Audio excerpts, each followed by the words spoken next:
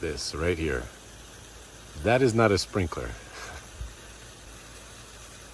Let's take a look at it.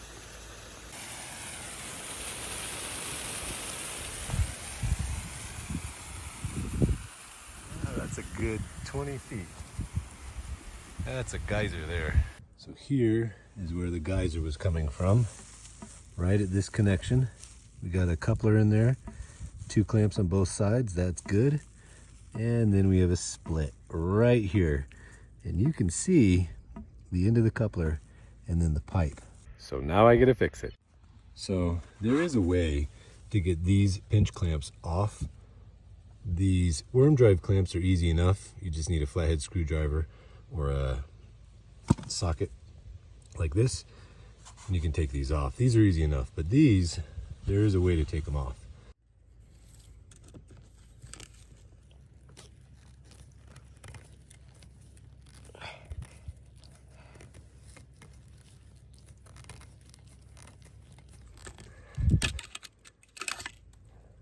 Just like that.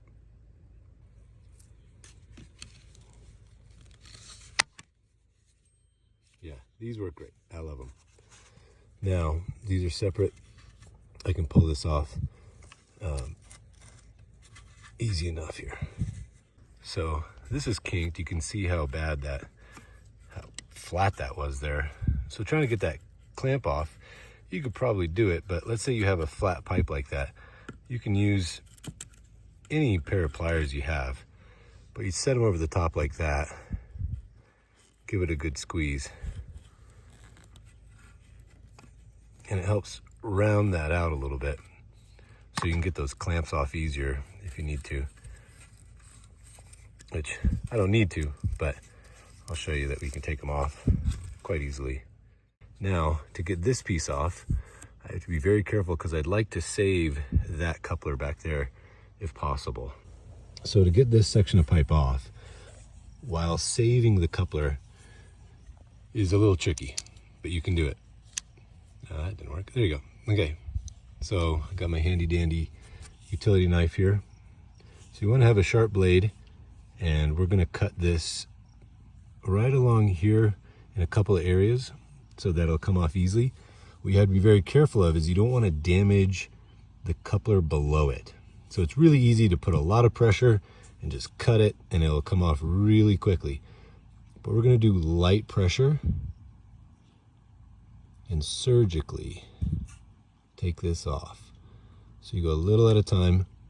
It takes a little bit of patience and a finesse so you don't cut anything below it.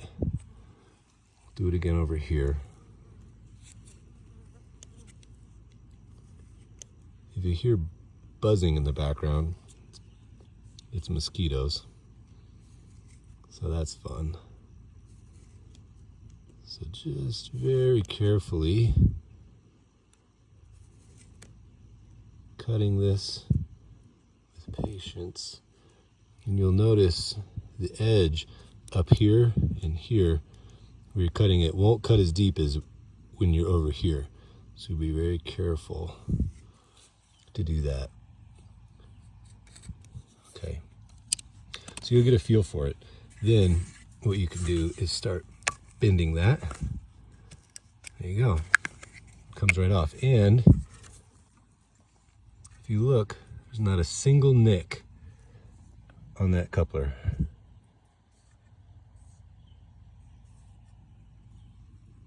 So now this coupler is still good. We can use that. This side over here, we carefully remove that side, but this side over here is where the crack was. So we had to cut it off. So what I did is I went to the very end of where that was and cut it. Now there's no crack there. There's no crack here. So this is safe. So I can put a new coupler in here and then make this connection. Okay, so now we get to repairing. I put a worm drive clamp on here as a backup. I've got 2 for this side of the clamp. I've got 2 extras for the other side, and I'm gonna shove this piece of pipe on there. Once I put the coupler in,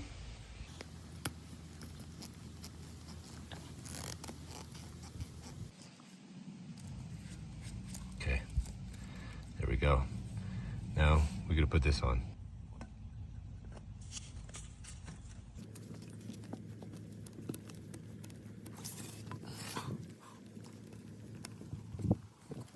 Okay, not too bad. That was one-handed. I feel good about that. All right, so now put these clamps on for this side, and I'll get some clamps for this side, and we'll be ready to go. 2 more clamps. You can't have too many clamps, right? Okay, so now I got to put this on. I'm definitely gonna need 2 hands for this, so can't hold the camera. Okay, way easier with 2 hands. So I got that nice and tight, not a kink. So those 2 will go up here. Those are good. These 2 will go on this side, and these 2 will go on this side. If I have to use a worm drive clamp, I've got one on here. Honestly, if this stays loose, I'm okay with it. Little secret, you probably know, but you can take the worm drive clamps off. You just unscrew them all the way, pop them off.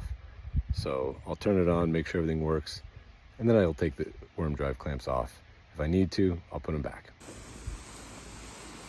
Okay. That's where the geyser was right there. And I don't see anything except for this beautiful sprinkler working right here.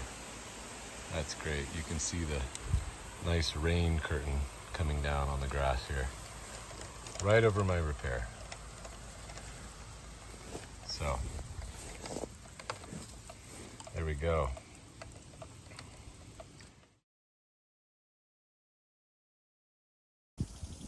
So walking around the yard, I found there's a wet spot here.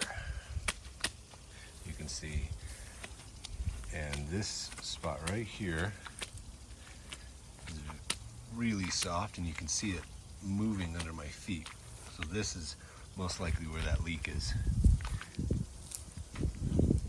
This is the wet spot here. So I dug it up, found there's 2 pipes, and if you feel around, you can feel that this one on the right has a split in it. So just out of curiosity, I want to see how deep this hole goes here.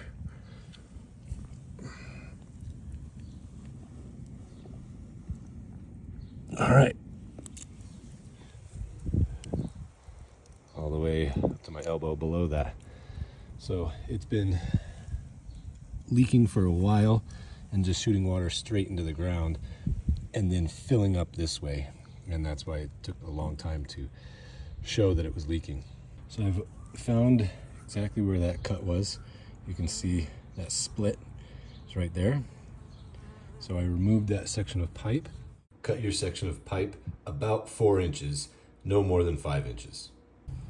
And I have a slip fix right here. So this will go in one side and then twist into the other side, and we'll get that fixed up. Follow the directions on the stretch coupling. Insert this end first and then twist to insert the other end. So I've got that fixed with that repair coupling in there, 2 clamps on each side, and you can tell that those sprinklers are now rotating back up to pressure where they need to be.